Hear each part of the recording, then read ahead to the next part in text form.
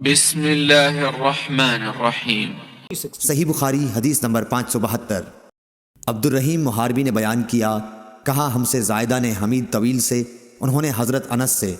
کہ نبی کریم صلی اللہ علیہ وسلم نے ایک دن عشاء کی نماز آدھی رات گئے پڑھی اور فرمایا کہ دوسرے لوگ نماز پڑھ کر سو گئے ہوں گے، یعنی دوسری مساجد میں نماز پڑھنے والے مسلمان،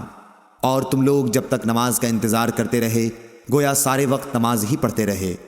ابن مریم نے اس میں یہ زیادہ کیا کہ ہمیں یحییٰ بن ایوب نے خبر دی، کہا مجھ سے حمید طویل نے بیان کیا، انہوں نے حضرت انس رضی اللہ تعالی عنہ سے یہ سنا، گویا اس رات آپ کی انگوٹھی کی چمک کا نقشہ اس وقت بھی میری نظروں کے سامنے چمک رہا ہے۔ صحیح بخاری حدیث نمبر 573۔ جریر بن عبداللہ نے بیان کیا کہ ہم نبی صلی اللہ علیہ وسلم کی خدمت میں حاضر تھے، آپ نے چاند کی طرف نظر اٹھائی جو 14ویں رات کا تھا، پھر فرمایا کہ تم لوگ بے ٹوک اپنے رب کو اسی طرح دیکھو گے جیسے اس چاند کو دیکھ رہے ہو، اسے دیکھنے میں تم کو کسی قسم کی بھی مزاحمت نہ ہوگی،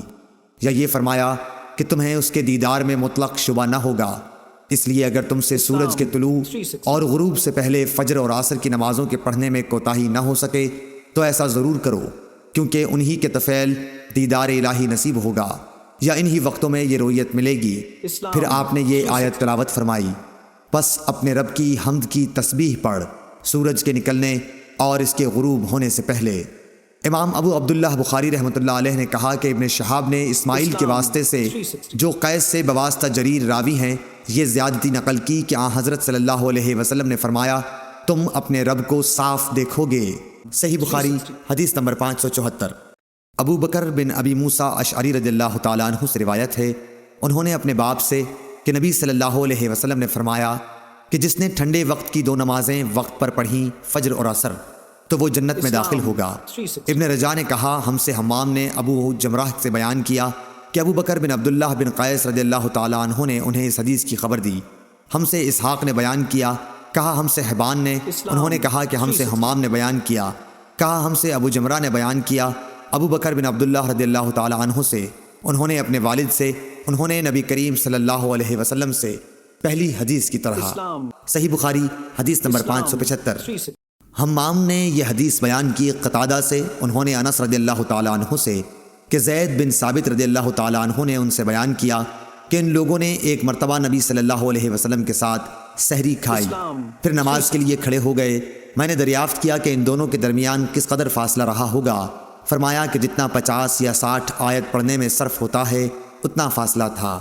صحیح بخاری حدیث نمبر 576۔ سعید نے بیان کیا، انہوں نے قتادہ سے روایت کیا، انہوں نے انس بن مالک رضی اللہ تعالیٰ عنہ سے کہ نبی کریم صلی اللہ علیہ وسلم اور زید بن ثابت رضی اللہ تعالیٰ عنہ نے سحری کھائی، پھر جب وہ سحری کھا کر فارغ ہوئے تو نماز کے لیے اٹھے اور نماز پڑھی۔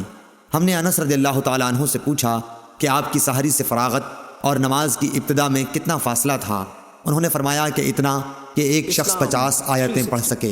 صحیح بخاری حدیث نمبر 577۔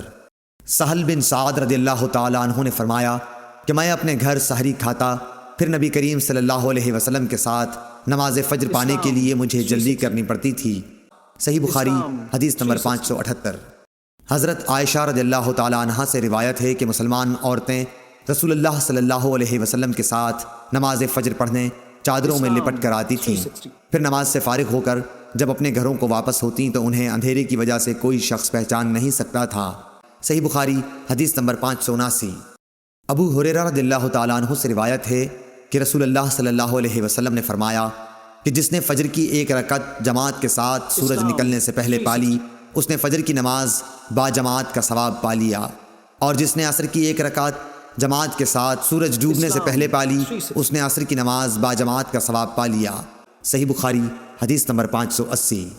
حضرت ابو ہریرہ رضی اللہ تعالیٰ عنہ سے روایت ہے کہ رسول کریم صلی اللہ علیہ وسلم نے فرمایا